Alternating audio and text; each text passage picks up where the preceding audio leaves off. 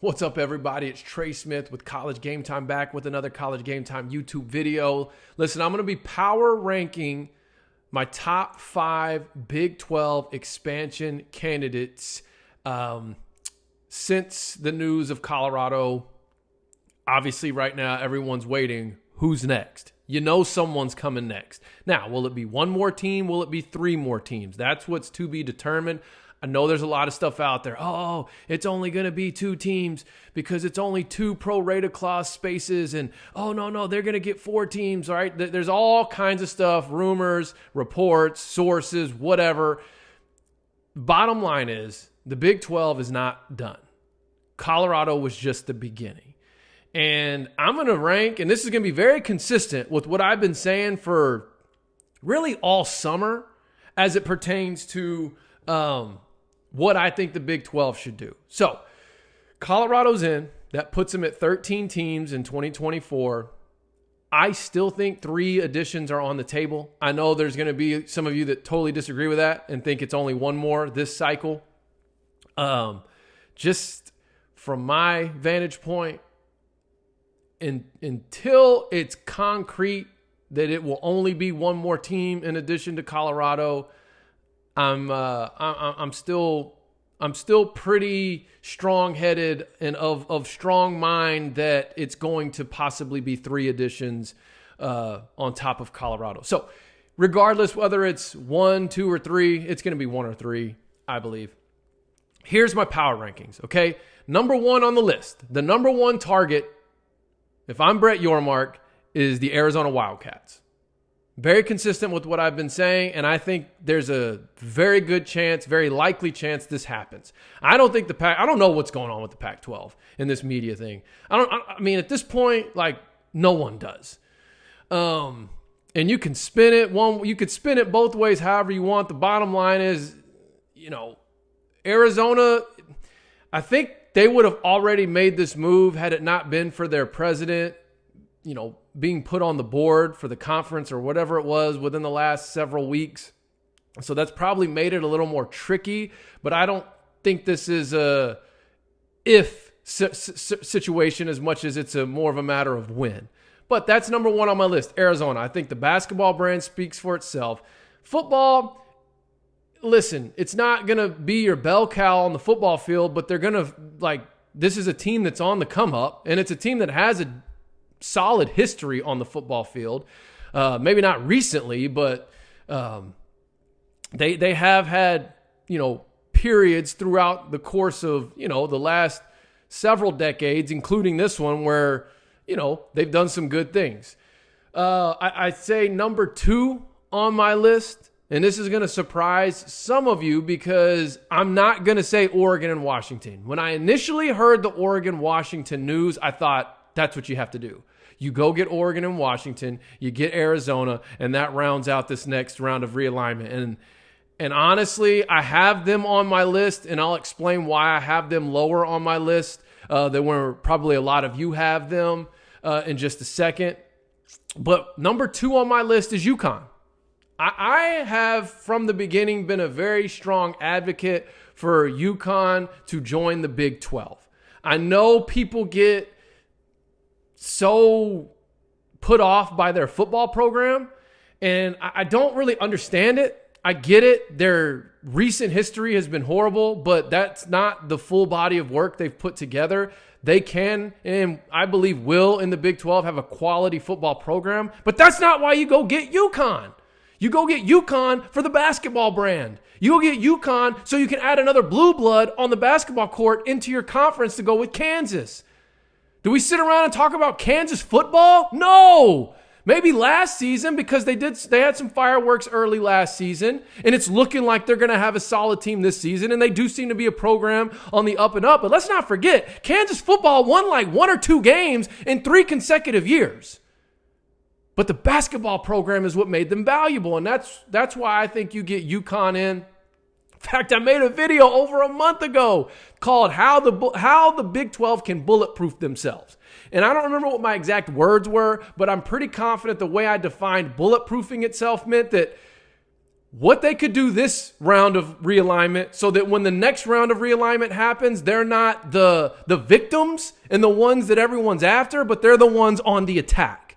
And my first two moves were go get Colorado, go get Arizona, and then the next one was get UConn. Go watch it. It's on this channel right here. Just scroll down to June 20th or whatever it was, and it says how the Big 12 can bulletproof itself.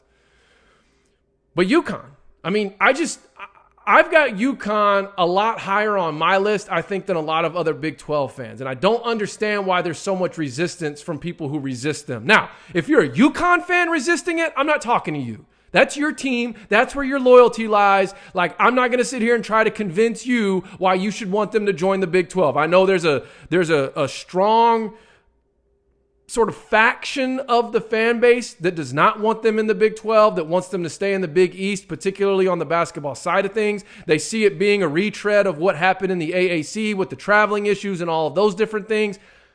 I'm of the mind, because of UCF, Cincy, West Virginia, you have enough along that eastern coast to where if you're UConn, you don't end up in that same situation like you did in the AAC. And again, I'm talking from fans I've heard sort of dispute the move to the Big 12. But again, if you're a UConn fan and you've been a UConn fan and that's where your loyalty is, like, I'm not sitting here going to argue with you. I'm more so talking to people on the Big 12 side that are against UConn joining. So I've got Arizona at 1, UConn at 2, and then at 3, who do I have here? Oh, 3, I've got sort of, it's more of tiers from this point. I've got Arizona State, Oregon State in this third slot. Arizona State, to me, makes the most sense simply because they've always had a strong recruiting presence in Texas. They've got a respectable football program history. Yes, the Herm Edwards years were kind of weird, and the tail end of Todd Graham's years, but that's for the most part been a pretty respectable football program. And going back 20 years ago, they've recruited really well in Texas. And I think it kind of rounds out that four corners. I don't think you're getting Utah, but you have BYU. So you got BYU, Colorado, Arizona State. It just makes sense, especially with what Yormark appears to be trying to do geographically. And then Oregon State, Northwest, might feel like they're a little bit on an island. I think that's a program, though, that they've got a very rabid fan base. It's a football program that's on the up and up. Could be a good fit in the Big 12. And then at number 4, that's where I've got Oregon and Washington. And here's why. And most of you sort of share this mindset with me, and then a lot of you probably disagree with it. But kind of like some of you even put in the comments on my last video, and this is sort of the new way of thinking that's been floating around on social media, which I agree with, is if they come to the Big 12, is this a long-term move for them, or is this just a temporary truck stop, so on their way to the Big 10? And I feel like this cycle, the Big 10's not going to possibly, I don't know, who knows, not looking to expand. But I definitely think Oregon has their sights set on the Big 10. I think the Big 10 might even rank Stanford higher than Washington if they felt like it could help them get Notre Dame. That was something that was a conversation, I want to say last year even, where, Stanford and Notre Dame could be a package deal into the Big 10. I'm just not seeing Oregon and Washington joining the Big 12 as long-term additions. And why use those spots on two teams that are looking to get to the Big 10 in the near future when you could go get an Arizona State or UConn, they're not looking to do that necessarily. I guess with UConn, you could make an argument with the ACC, but the way things are looking for the ACC right now, they could be next to be gutted next round of realignment, possibly. But that's another conversation. So, yeah, listen, on paper, at first glance, Oregon in the Big 12, absolutely, number 1 on the list. You got Nike, Phil Knight. You've got a very good football brand, very strong national brand. National, like That is a brand that you can negotiate, that gives you leverage in media negotiations, and adding into the fold would just be incredible.